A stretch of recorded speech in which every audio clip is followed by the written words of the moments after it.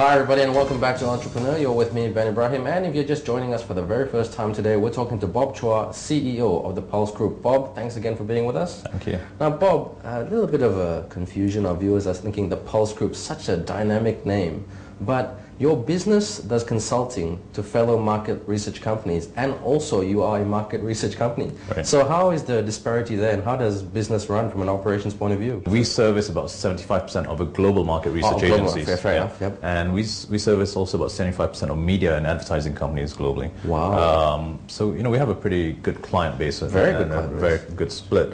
Now, the rest of our clients are end clients, so multinationals, governments, and what have you. Now, the difference between servicing an agency as opposed to an end client, we're very careful not to cannibalize our own business, obviously.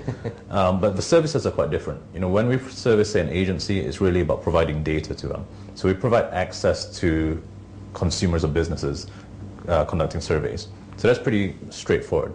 Now, to some of our end clients, they require more specific things like brand audits, consultancy on new product development, price elasticity, conjoint tests, so some very specific things. So you got to drill down, and a lot of things like sentiment analysis, ECRM. So these sort of analytics are something that we don't provide to our agency clients because they do a lot of that stuff themselves.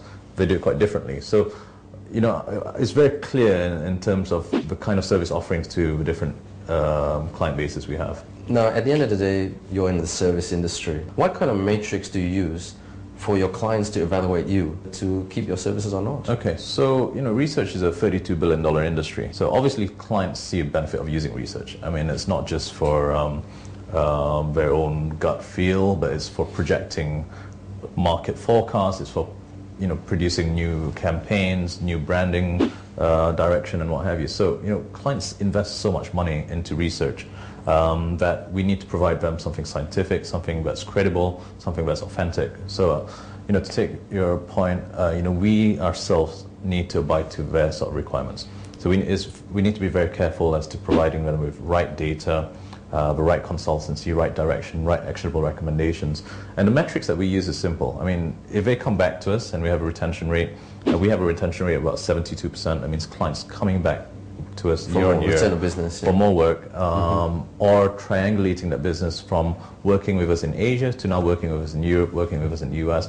That to us is easy enough metrics. And revenue per client metrics is also easy to measure. So you see, if we worked with client A in year one, for say $100,000 a year, hopefully now they've been turned into $1 million account per year. So they're very clear metrics in that sense.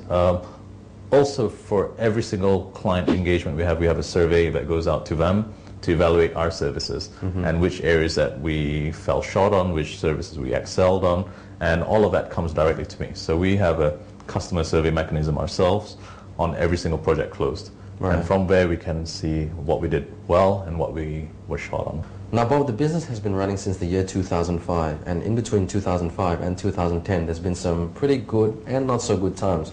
My question here is, how do you keep the machine running, the business running, when revenue is not really coming in? Well, I think in all businesses you go through ups and downs, sometimes on a daily basis. And that's really the art of being a strong leader. It's keeping everyone on the right track, keeping the objectives very clear, and keeping everyone working towards those objectives. So, whether economies are up or down, business is about adapting to that change. 2005 to 2010, and probably moving forward, we're going to see a lot of volatile times, some good, some bad, some probably movements in different growth areas.